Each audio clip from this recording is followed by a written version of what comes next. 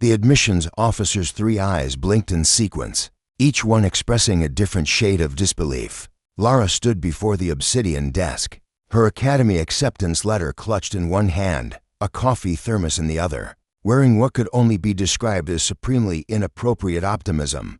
Human. The Vixarian administrator chittered, mandibles clicking nervously. There has been an error. The Kronos War Academy does not accept, has never accepted species classified as fragile or compromised durability. Lara's smile didn't waver. Oh, I figured as much. Probably a mix-up with the applications, right? I was actually applying for the Agricultural Collective's herbology program. She took a sip from her thermos, completely unbothered by the fact that she stood in the reception hall of the galaxy's most lethal military institution. The officer's auxiliary arms trembled. You should leave.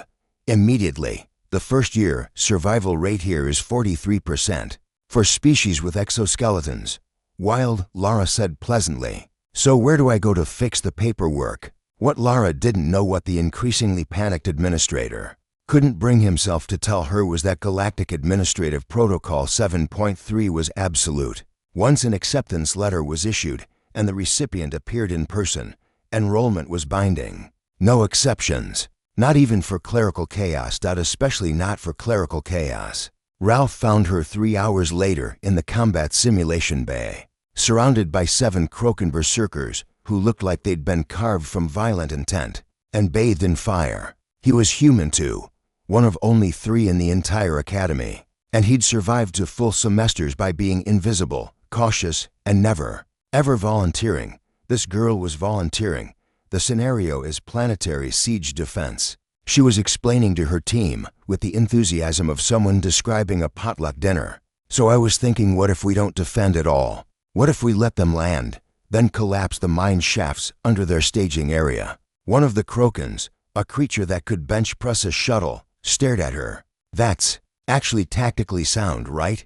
Lara beamed. Also, hi, I'm Lara. Is this the herbology building? Still a bit lost. Ralph decided he needed to intervene before she got herself killed through sheer friendliness. Hey, he said, approaching carefully, the way one might approach a bomb made of sunshine and terrible decisions. You're the clerical error, aren't you? Lara turned, and her smile somehow intensified. Oh my God, another human. Yes. Do you know where I can sort this out? I've been trying to find the registrar's office, but everyone keeps directing me to something called the blood trials. That's because the blood trials start tomorrow, Ralph said flatly. And you're enrolled in them, automatically. Because you're here, huh, Lara said, processing this information with all the gravity of someone who'd just been told. It might rain later. Well, that's inconvenient. How bad are they? Ralph gestured to a memorial wall, where thousands of names were etched in 17 different scripts. Last year, we started with 300 candidates. 84 graduated. Lara studied the wall, took another sip of coffee, then nodded. Okay, guess I'm doing blood trials then. You seem like you know what's up. Any tips? Ralph's brain short-circuited. Every survival instinct he'd honed screamed that this girl should not exist, should not be standing here, caffeinated and calm, discussing the galaxy's most brutal academic gauntlet like it was a minor scheduling conflict. Tips, he repeated. My tip is to find a way out of here before the alarm blared. Spatial distortion warning. The simulation bay's walls retracted, revealing the actual training grounds, a 5-kilometer stretch of hostile terrain that reconfigured itself hourly to kill students in creative ways, all first-year candidates to starting positions. A voice boomed. Preliminary trials begin in 10 minutes. Lara checked her watch. Oh, that's now. Cool. She turned to Ralph. Walk with me. You can explain the rules on the way. She started walking towards certain death with the casual confidence of someone heading to a farmer's market. Ralph, against every ounce of common sense, followed.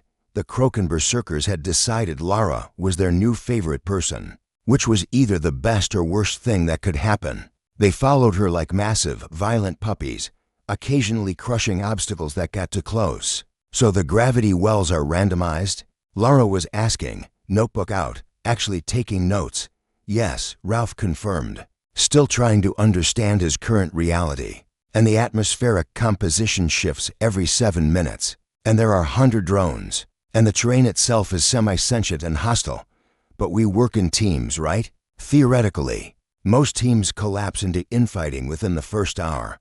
Lara looked back at her Krokan squad, who were currently arguing about who got to carry her pack. I think we'll be okay. The starting cannon fired. What happened next would be discussed in Galactic Military Academy circles for decades. Lara, the human who wasn't supposed to be there, who thought she'd signed up for gardening lessons, proceeded to treat the blood trials like an extremely difficult group project. She delegated tasks based on species strengths. She identified environmental patterns the instructors thought were randomized. She turned her team's diversity, usually a source of conflict, into tactical advantage. When a 100-drone targeted her, she smiled at it, waved, and then directed a Krokan to throw a boulder with such precision that the resulting explosion created a smokescreen they used to cross an exposed valley. Ralph, running alongside her, felt something shift in his understanding of survival.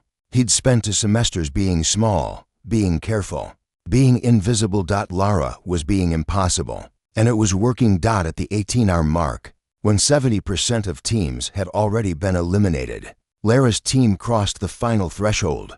They weren't just passing, they were winning. The Proctors, a council of the galaxy's most decorated warriors, watched the monitors in silence. The human thinks this is a mistake, one observed. She's smiling. Another noted. Disturbed. She's making friends with Krokans. Impossible. But Lara stood there at the finish line, helping her teammates across, distributing the last of her coffee, already asking Ralph about the academic schedule, because she wanted to see if there's still time to audit some botany courses. The head proctor, a Vixarian general who'd fought in 16 campaigns, approached her. Cadet Lara, he said, voice resonating with formal gravity. You have completed the preliminary trials. Do you understand what this means? Lara smiled. That I'm stuck here until I can fix the paperwork? No, the general said. It means you belong here. For the first time, Lara's smile faltered. Then it returned, different, somehow sharper, more knowing. Oh, she said quietly. Well then, guess I should probably take this seriously. Ralph laughed, exhausted and exhilarated. Across the galaxy, humanity had earned its reputation through stubborn resilience and creative chaos. Lara had just weaponized kindness and smiled her way through hell. The Academy would never be the same.